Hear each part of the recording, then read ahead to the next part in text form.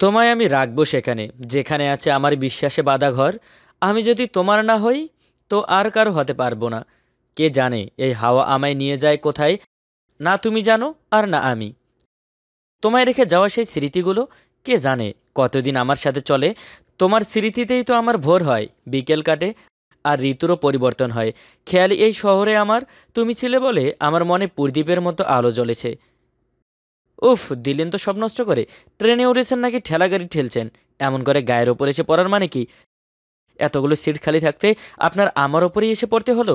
এত কষ্ট করে একটা কবিতা লেখার চেষ্টা করলাম, সব নষ্ট করে দিলেন আপনি। কুমিল্লা থেকে নিজ শহরে ঢাকায় যাচ্ছি। একটু লেট হয়ে যাওয়ায় তাড়াহুড়ো করে ট্রেনে উঠতে গিয়ে একটা ছেলের উপরে এসে পড়ি। ছেলেটার দিকে তাকিয়ে দেখি চোখে সাদা ফ্রেমের চশমা, চুলগুলো একপাশে সিঁথি করা, গায়ে সাদা শার্ট। আমাকে এভাবে তাকিয়ে থাকতে দেখে ছেলেটা বলে, এইভাবে তাকিয়ে আছেন কেন? আর এভাবে আমাকে ধাক্কা দেবার মানে কি? সরি, আসলে একটু তাড়াহুড়ো করে উঠতে গিয়ে হয়ে গেছে, বুঝতে পারিনি।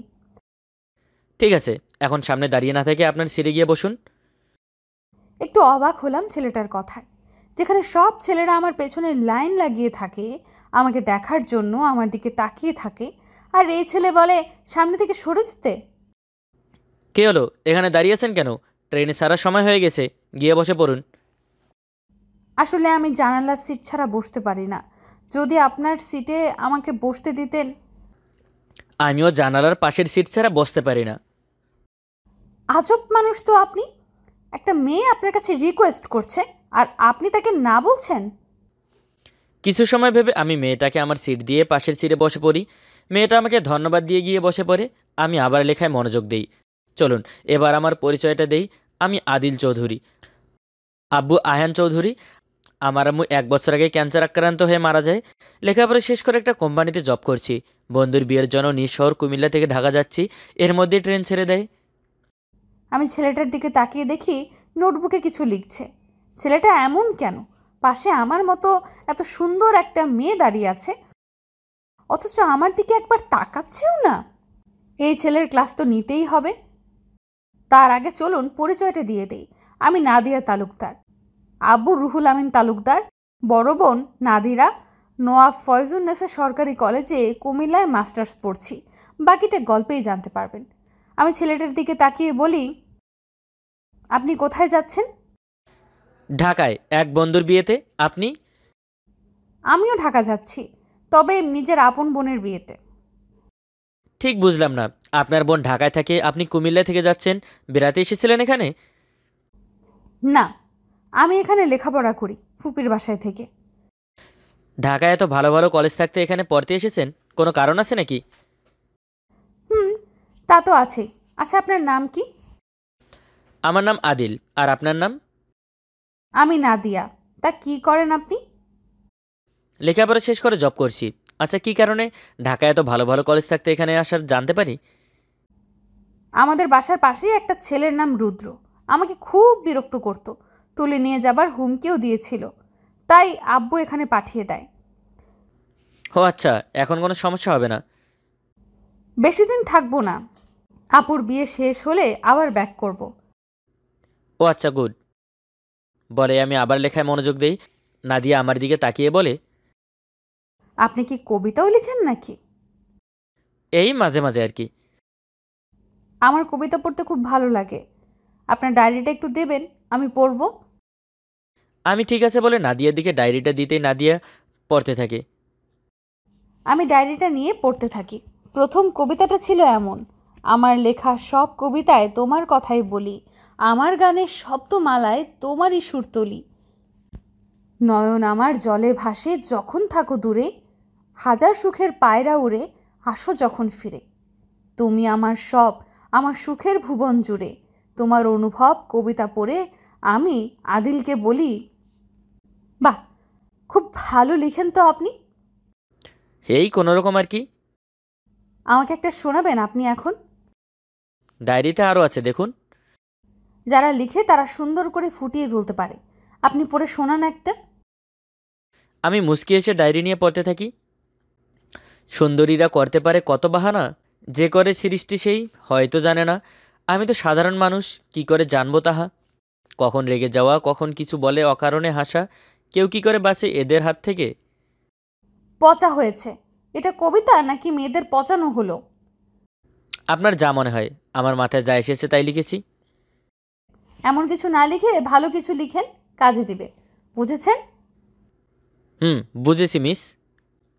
এরপর দুজনের মাঝে নীরবতা। এরপর মাঝে মাঝে টুকটাক গল্প করতে করতে কয়েক ঘন্টা পর ঢাকা কমলাপুর রেল স্টেশনে এসে ট্রেন থামে। ট্রেন থেকে নামতেই নাদিয়া বলে, আচ্ছা, আমাদের কি আবার দেখা হবে? যদি ভাগ্যে থাকে তাহলে হতেও পারে। আচ্ছা, এখন আসি। ইফ ইউ ডোন্ট মাইন্ড, আপনার মোবাইল নাম্বারটা দেওয়া যাবে? 0164। বলে আমি সেখান থেকে একটা সিএনজি স্টেশনে দাঁড়িয়ে সুমনকে কল করি। কিরে, কোথায় তুই? আমি তো স্টেশনের ভিতরে। তুই কোথায়? আমি সিএনজি স্টেশনে। আর তুই ওখানে কি করছিস? আচ্ছা, তুই একটু অপেক্ষা কর, আমি আসছি। কল কেটে আশেপাশে তাকাচ্ছি, এর মধ্যে সুমন চলে আসি।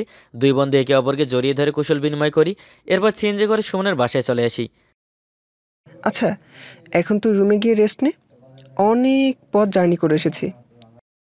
ঠিক আছে। আর শোন, বিকেলে ভাবিকে দেখতে যাব কিন্তু।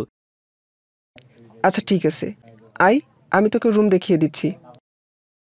এরপর সুমনের সাথে একটা রুমে গিয়ে ফ্রেশ হয়ে শুয়ে থাকতে থাকতে ঘুমিয়ে যাই। বাসায় এসে সবার সাথে কথা বলে আপুর রুমে গিয়ে আপুকে পেছন থেকে জড়িয়ে ধরে বলি, আপু কেমন আছিস? নাদিয়া, কেমন আছিস তুই? কখন আসলি?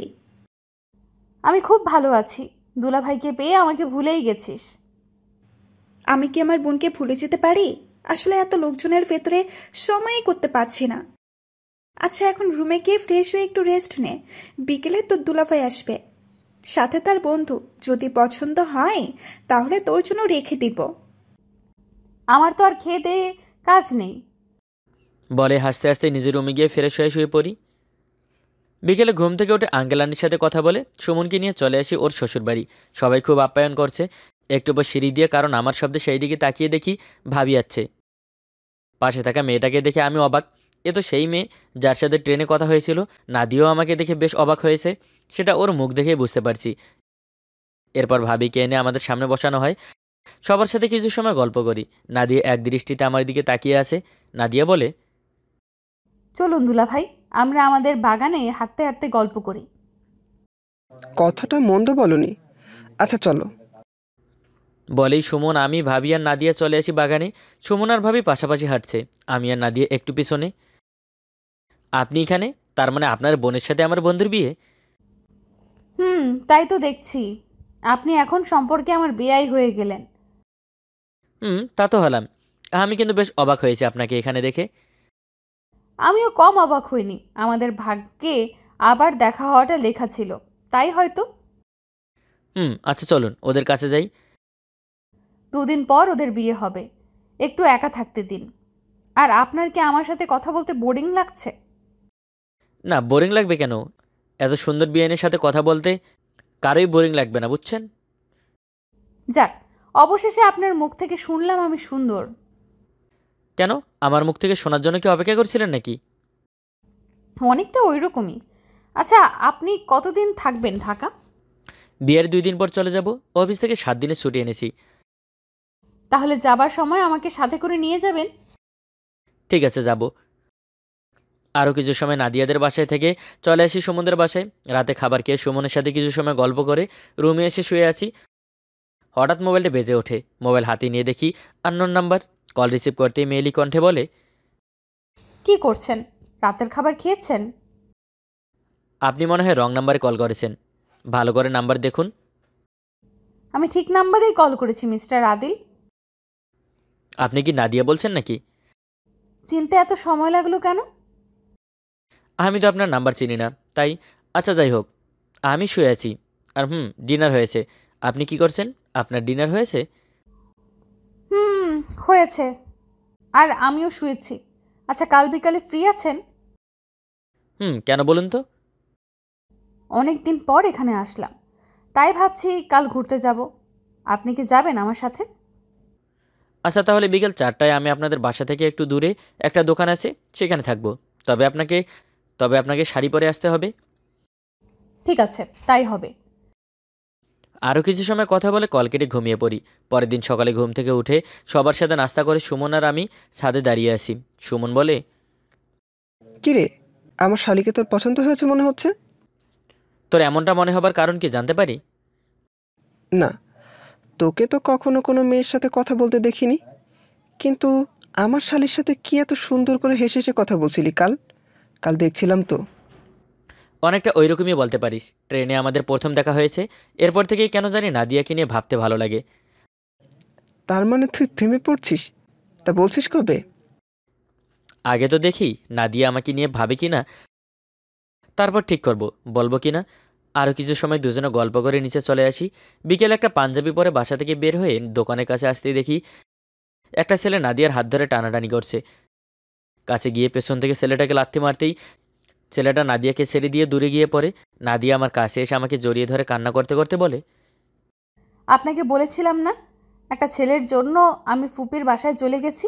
এইটাই সেই ছেলে, এখনও সেই আগের মতোই গুন্ডামি করছে। আপনি এখানে দাঁড়ান, আমি দেখছি। বলি ছেলেটার কাছে গিয়ে ইচ্ছে মতো মারতে থাকি। আদিল ছেলেটাকে মারতে আধমরা করে ফেলেছে।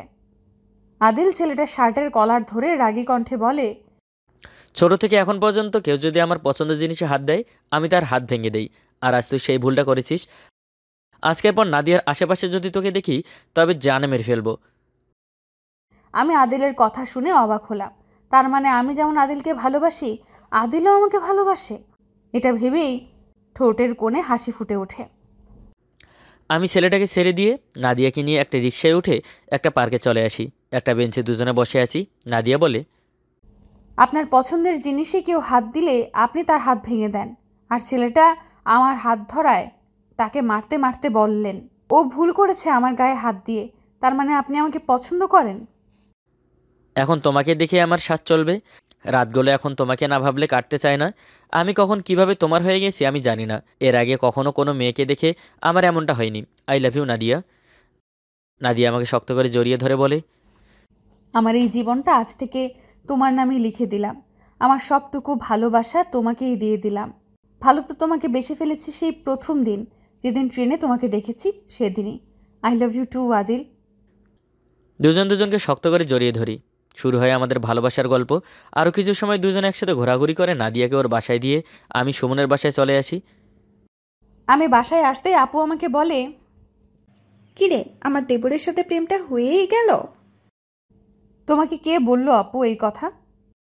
কে বলবে আবার? তোর দুলাভাই আদিল ভাই সুমনকে বলেছে, সুমন আমাকে। সুমনের থেকে শুনেছি আদিল ভাই খুব ভালো। আমি তোর পাশে আছি, চালিয়ে যা। আমি আপুকে জড়িয়ে ধরে গালে চুমু দিয়ে রুমে চলে যাই। দেখতে দেখতে চলে আসে আপুর গায়ে হলুদের দিন। মেয়ের বাড়ি থেকে গায়ে হলুদের জন্য নাদিয়া আর কিছু মেয়ে আর কিছু গুরুজন আসছে। নাদিয়া আমার কাছে এসে বলে, মেয়েদের সাথে খুব মজা করা হচ্ছে তাই না? তোমার দুলাভাইকে গিয়ে জিজ্ঞেস করো আমি কোনো মেয়ের সাথে কথা বলেছি নাকি। দুলাভাইকে জিজ্ঞেস করতে হবে না, আমি জানি আমার জান কোনো মেয়ের সাথে কথা বলবে না আমি ছাড়া। তাহলে কেন বললে? একটু বাজিয়ে দেখছিলাম। এরপর দেখতে দেখতে গায়ে হলুদের অনুষ্ঠান, বিয়ের অনুষ্ঠান সব শেষ হয়ে যায়। ভাবিকে নিয়ে চলে যাব, কিন্তু নাদিয়াকে কোথাও দেখছি না।